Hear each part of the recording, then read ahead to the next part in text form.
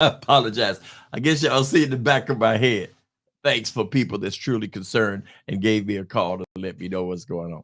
Again, uh, you know that I'm passionate about working with individuals with intellectual disabilities and our young people, having programs that are after school that are meaningful, hands-on, and can give a true idea of a job, how it's going to operate, some of the points of making sure that the job is a good fit for some people, and also to allow individuals to earn a little cash.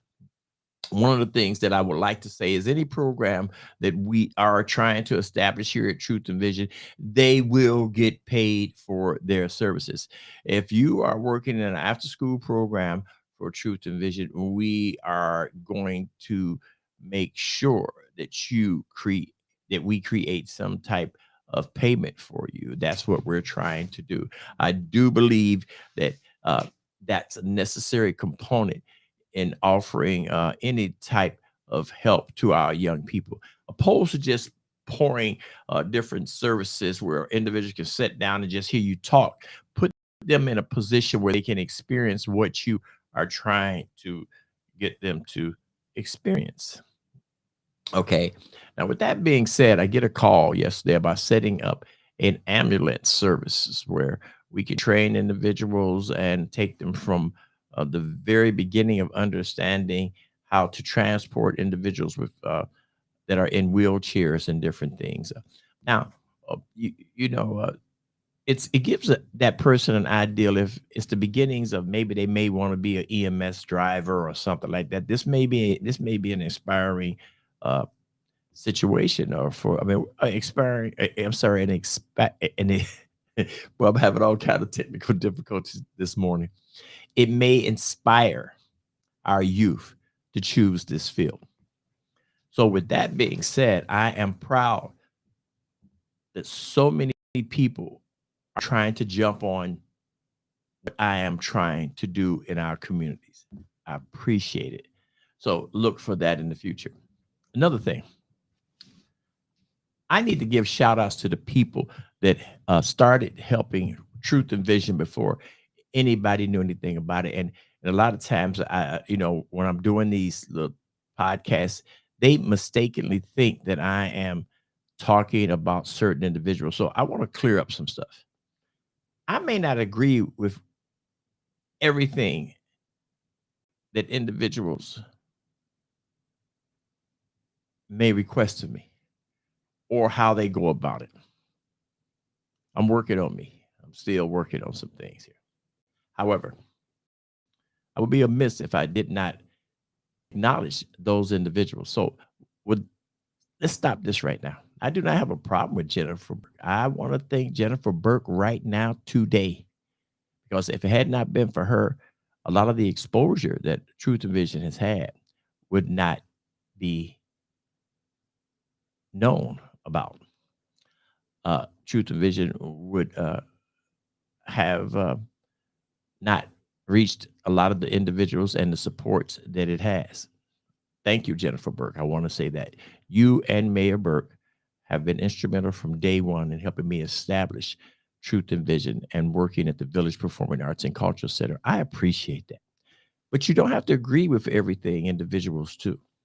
And what I mean by that is so many times what we'll do, we'll have a disagreement and we will allow that disagreement to just tear up a relationship. That's not my intent. That's vindictive. That's mean. That's what's wrong with this world. We should be able to agree to disagree. So not everything that everyone does you will agree with. You've experienced that in your life. You experience that with family, friends, and kids. The important part is being able to work through your differences and see the value in that relationship because all relationships have value. And so that's what I am going to establish in the programs that I deal with when it comes to my youth. How to resolve conflicts, disagreements, and so on and so forth, but still maintain that relationship. Um, I uh, I have a lot of friends and a lot of associates where we don't see eye to eye with a lot of different things. But if a friend is a friend, he's a friend even through those missteps in your relationship because he values that relationship. And I do value the relationship that Garfield Heights has shown me. And I want to say that, with the exception of the school uh, uh, board there, I think that that's a definitely something that needs to be looked at. And I'm going to stay on this Garfield Heights school board until they get their act together. It's not something that's personal. And because you are in that seat does not give you control of the lives of the children that you are assisting in helping them find their way and taking advantage of that position happens so often in so many different organizations like that.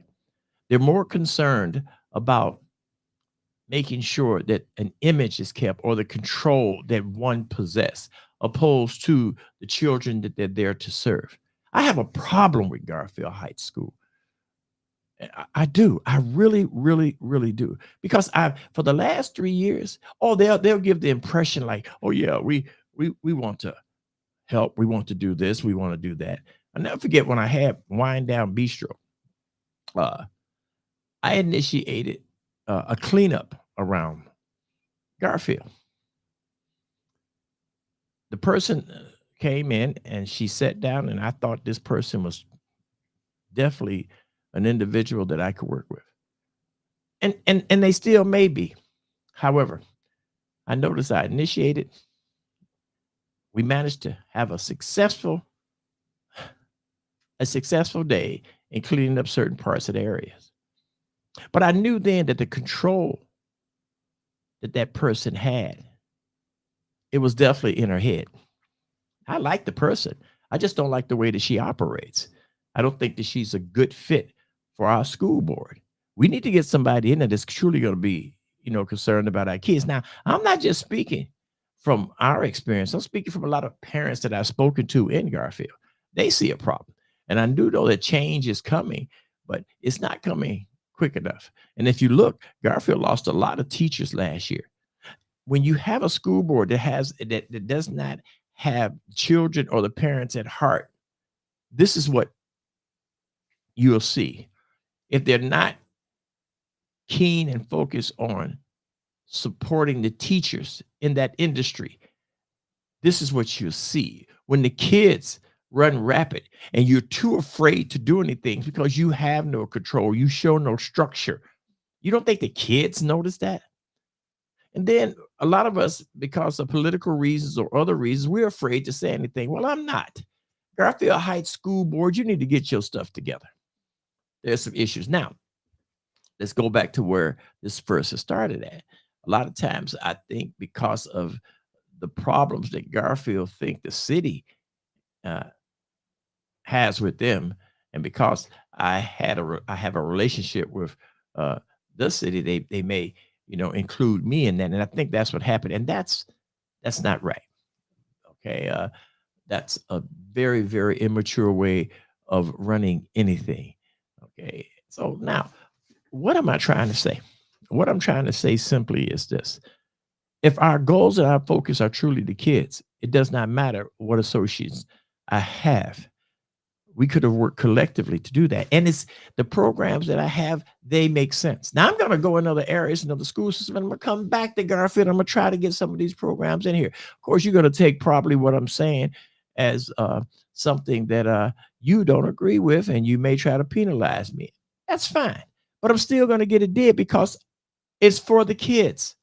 It is for the kids. The programs that I am implementing in 2024, it's after school programs is for the kids. And I'm going to go through you or around you. If you don't support me, that's fine. I'll find a way to get these programs did. You're willing to sit down and examine what I'm doing and actually be a participant and allow some of the parents, some of the organizations to get involved. That's different. Now, I got proof that you have blocked a lot of organizations, even down to the Boy Scouts. I have a letter in my possession where they're saying almost the identical same thing. I have different organizations, different groups and supports of male organizations where they've said the same thing. What's wrong with Garfield Heights School Board? I keep getting asked that same question. Well, here, I'm going to tell you what's wrong. You need to change everybody that does not have the interests of the kids and support for the teachers on that board. They need to go. Personally, I do think the superintendent needs to be over the board opposed to the board being over the superintendent. I like the guy, but I think his hands are tied in so many different ways. But I just look at some of the strides that other school systems have made, like Maple Heights, Warrensville Heights, where, and I'm comparing them because most of these, they're in urban communities. Warrensville Heights, oh my God, I love what Jolly is doing over there. The guy is amazing. I have not had a chance to really interview this guy, but he is doing an amazing thing. He's working. You can see the success there. Compare this to see that I'm not just picking on a system. There's a difference. There is a difference. And the Garfield Heights School Board has been a challenge. There's been whispers about the board for a while, but no one is speaking up. Now, because I'm an advocate for the children, that's why I have to speak up. And I said it. You're going to probably have a problem with it, but I'm going to say it again. The people in Garfield need to examine the positioning and the structure of the school system. We need to put a superintendent over the board. Did you know that the school board actually supervises, or rather is the entity that the superintendent has to report to? That's not good. It doesn't work well. That means that school board president, they have all the power. And if they're not willing to work, or they have this sense of superiority where they think they all of that, it creates a problem. This ain't about just one person. This ain't about your organization. This is not about your friends. This is not about cliques. This is about our kids. So it does not matter. The falsehoods, the fake images that you put on showing things that don't matter when it don't affect our kids in a positive way. So no, I am going to try my best to bring attention to some of the things that needs to change in that school board. And I have talked to a lot of people, and it's a lot of us that feel the same way. What gets me is why nothing is being done about it. See, if you keep everything in the dark, the only thing grows in dark is fungus. That's the problem. They're hiding. But look at it. Go back and look at some of the tapes, some of the problems. Look at how many kids are graduating out of the school system. Look at it. Now, I'm not saying the whole school system has a problem. There are some beautiful teachers that I've met.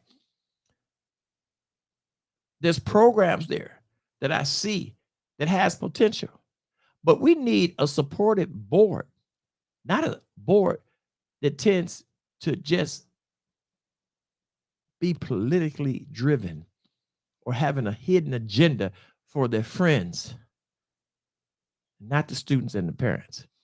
I'm open to a conversation. Reach out to me, Garfield.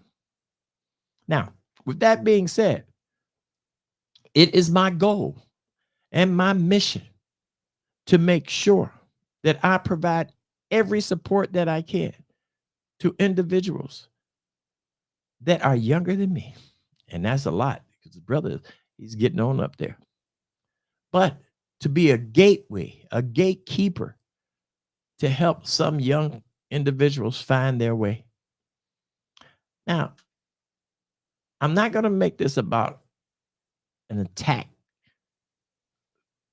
on different organizations, but when an injustice is done, it should be called out. Garfield school system, you need to get your butt together.